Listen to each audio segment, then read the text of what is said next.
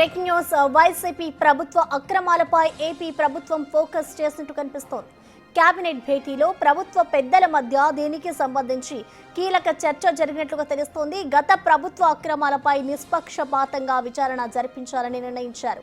అంతేకాదు నేరం రుజువయ్యాక ఎవరిని ఉపేక్షించేదే లేదని తేల్చారు. రాజకీయ కక్ష సాధింపు మన విధానం కాదని సీఎం చంద్రబాబు నేతలకు తెలిపారు. ఇటు రాష్ట్రంలో ప్రస్తుతం ప్రమాదకర రాజకీయాలు ఉన్నాయని నేతలకు తెలిపారు. గతంలో క్రిమినల్స్ ను కలిసేందుకు నేతలు భయపడేవారని, ప్రస్తుతం ఓపెన్ గానే కలిసి సపోర్ట్ చేస్తున్నారని తెలిపారు. పరోక్షంగా జగన్ పర్యటనను ఉద్దేశించి ఈ వ్యాఖ్యలు చేసినట్టు కనిపిస్తోంది.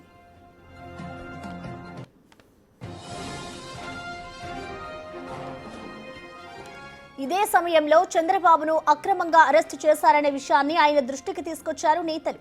దీనికి సమాధానంగా వైసీపీ వారు వేధించారని, మనము వారిని వేధించడం సరికాదని చంద్రబాబు నేతలకు తెలిపినట్టు తెలుస్తోంది.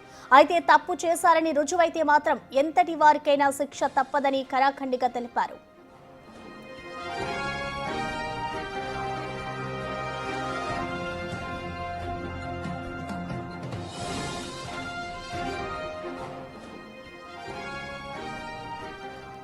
దీనిపై పూర్తి సమాచారాన్ని మా ప్రతినిధి శివ అందిస్తారు. శివ, చెప్పండి, ఇటు ఏపీలో అరాచకాలకు సంబంధించి అయితే ఏపీ ప్రభుత్వం ఫోకస్ చేస్తున్నట్టు తెలుస్తోంది. అసలు నిన్న జరిగిన సమావేశంలో అసలు ఏమేమి చర్చించారు, డీటెయిల్స్ ఏంటి? మొత్తం మీద చూసుకుంటే ఆంధ్రప్రదేశ్లో కీలకమైన రాజకీయ పరిణామాలు చోటు చేసుకుంటున్నాయి. ప్రధానంగా చూసుకుంటే ఇక్కడ జగన్ అరెస్ట్ అనేది ఆంధ్రప్రదేశ్లో హాట్ టాపిక్గా మారింది. అధికార ప్రతిపక్ష విపక్షాలు అందరూ కూడా గత 20 రోజుల కాలంగా లిక్కర్ స్కామ్లో జగన్ అరెస్ట్ అవుతారు, ఎప్పుడు అరెస్ట్ అవుతాడు, ఇవాళ రేపా ఎల్లుండి అనే చర్చ విస్తృతంగా కొనసాగుతోంది. ఇదే అంశానికి సంబంధించి నిన్న ఏపీ కేబినెట్ భేటీలో పలువురు మంత్రులు సీఎం చంద్రబాబు దృష్టికి తీసుకొచ్చినట్టు తెలుస్తోంది.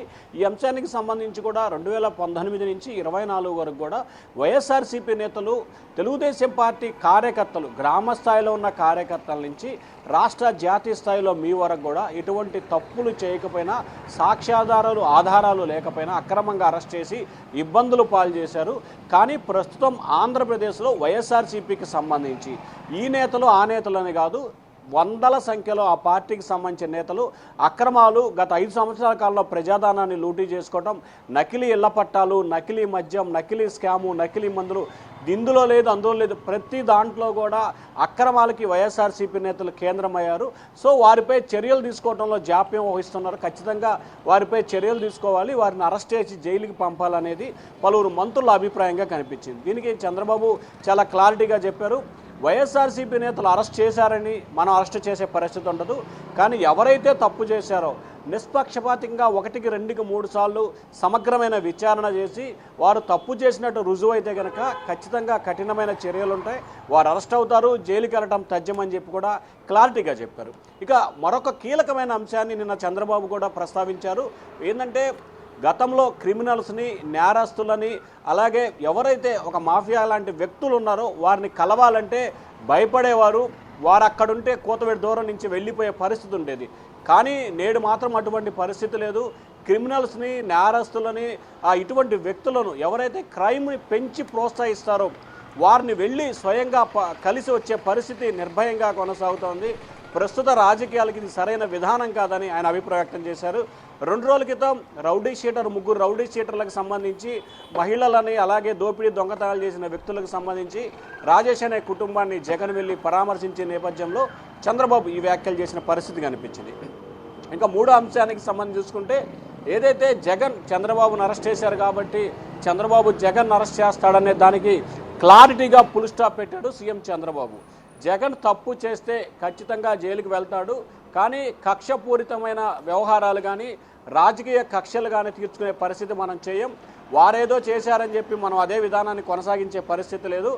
ఎవరు తప్పు చేసినా చట్ట ప్రకారం శిక్షిస్తామని చెప్పి కరాఖండిగా చెప్పారు. సో జగన్కి సంబంధించి లిక్కర్ స్కామ్లో తప్పు చేసినట్టు ఆధారాలు కనుకుంటే ఖచ్చితంగా అరెస్ట్ చేస్తాం.